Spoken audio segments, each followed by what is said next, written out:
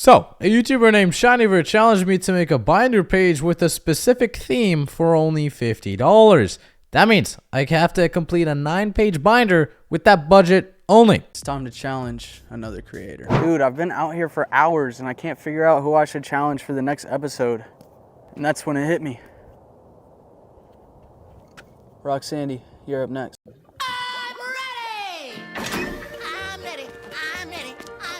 So, I bought all the cards today and I will be showcasing them to you to prove a point. That Vaporeon is the most compatible in terms of human breed.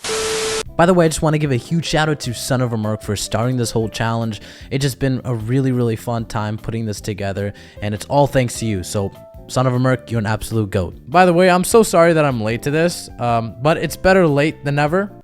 That's what she said. It took a while for the cards to finally arrive, and actually, one card still hasn't, which is weird. Either the seller didn't send it out, or it just got lost in the mail. Either way, I'll still include it, even though it's not really going to be here with us. It's with us in spirit, you know? Also, stick around to the end of the video because I will be challenging another fellow YouTuber to do this challenge as well. Without further ado, let's look at our first card on the list, Vaporeon EX from Generations. Generations is probably one of my favorite sets of all time, mostly because it was probably the first I ever opened. This EX in particular though is just so amazing, and to be honest, the reason I think it is because of Naoki Saito, the same artist who drew many of the most popular trainer cards that everyone is foaming over, and you could see the similarities in the style as well. Now, I got this card as lightly played condition, so you could tell me if you think it's fair or not, but the price I paid for this card is $6.87. I'm not going to include shipping or tax. I'm just going to tally up the exact cost of the cards themselves. The next card you might be familiar with. Maybe you had it in your childhood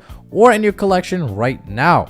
The Light Vaporeon from Neo Destiny. This is a very old card coming out in 2000 and illustrated by Kagimaru Himeno, the same artist who made a lot of fan favorites such as the Dragonite and one of the most well-known cards, the Birthday Pikachu. The art of this card is very cozy and simple. The rays of the sun shining on Vaporeon's face as it has a relaxed expression is just so freaking cute, man. Not to mention the small rainbow effect on the top left. I'm guessing it's just because Vaporeon is wet.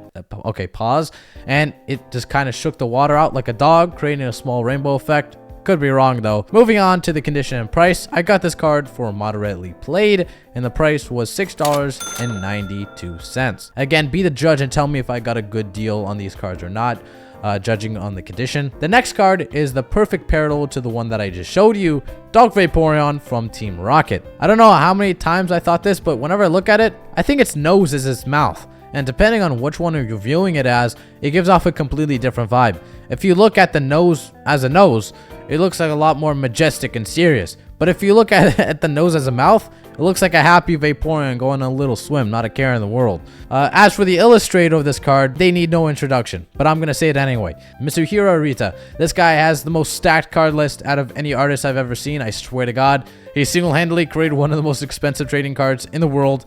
I bet that's an odd feeling to have. But surprisingly, the price that I paid for this card wasn't too bad. As moderately played, this was only 79 cents. Which, to be honest, is a pretty good price if you're just looking for a novel card to add to your collection. For the art, at least. Or for other reasons.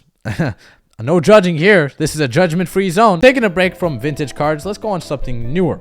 Vaporeon GX promo from the Pokemon Elemental Power 10s. Not my favorite art, but I do like how Vaporeon is like jumping into the camera with a bunch of water splashing around. As for the illustrator, not a lot of cards were done by them, but the ones that were had a very similar style and art to them, which I think is pretty cool. Now for the condition, it was lightly played for quite expensive for $4.59. The fifth Vaporeon I have is probably the newest on the list, and that is Vaporeon Trainer Gallery from Brilliant Stars. When I saw this card, I thought it could be an alt art. All you have to do is slap some texture on it and it's done. But I think having a standard glossy hollow foil is probably for the best, because all the excessive glitter texture would probably obstruct the art's detail. The realism of the card is definitely what makes it as good as it is. The illustrator of this card is a bit newer, but the cards they have done are amazing. The notable ones include the whole lineup of Gardevoir in Scarlet and Violet base, and the Altaria special illustration rare in Paradox Rift. I bought this card as lightly played, and the cost was $3.34. I think it's well worth the small price. just for the art, to be honest. Moving on, we have Vaporeon Holo from the Triple Effect 10. Okay, I gotta admit, there is a reason I bought this card. There's a certain element to it.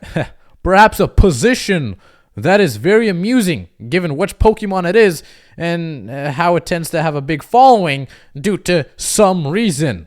And of course, I'm talking about the artist of this card. Kidasaki is one of my favorite artists, mostly known for doing Glaceon VMAX and the Marnie, the Iono, and the crazy amount of full art trainers and shinies. They've pretty much done it all. Their art style is absolutely fantastic too. I cannot get enough of it.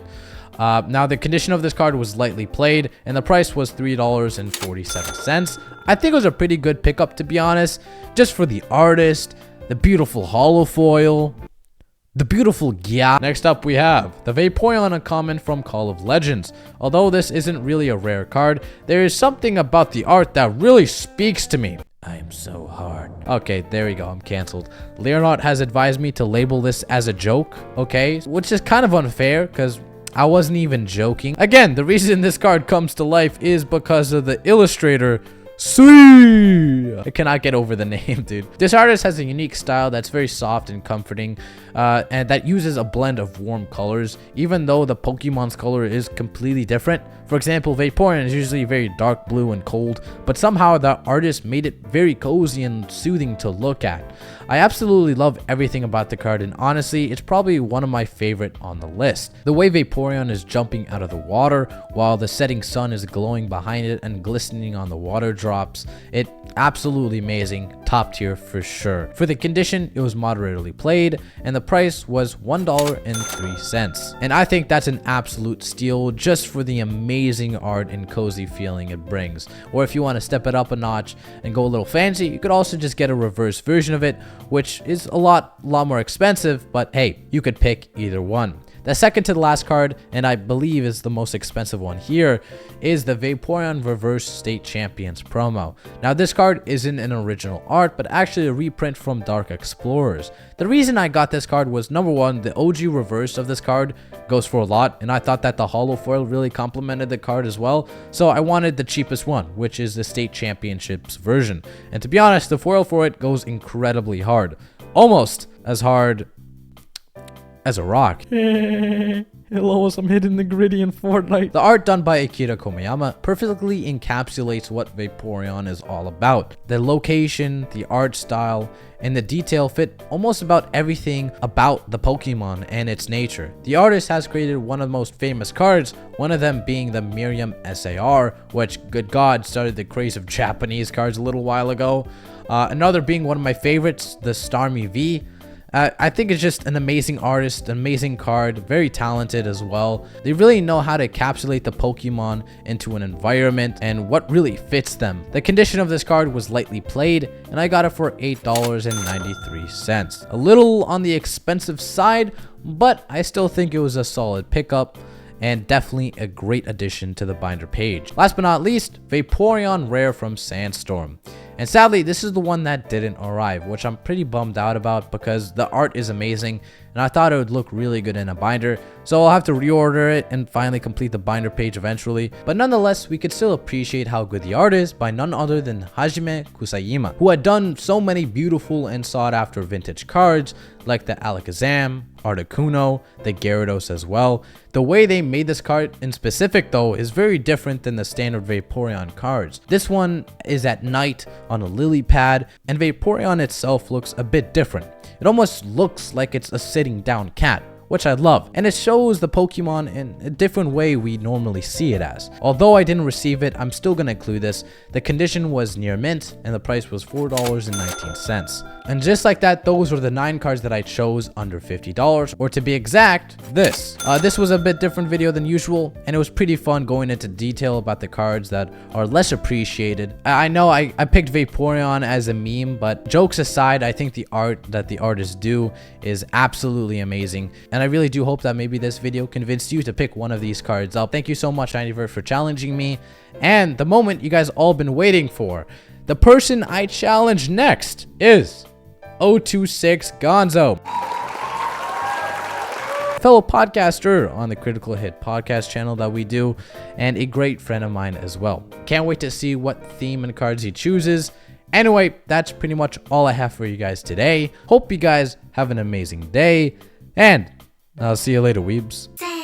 でもそんなんじゃダメもうそんなんじゃほら心は進化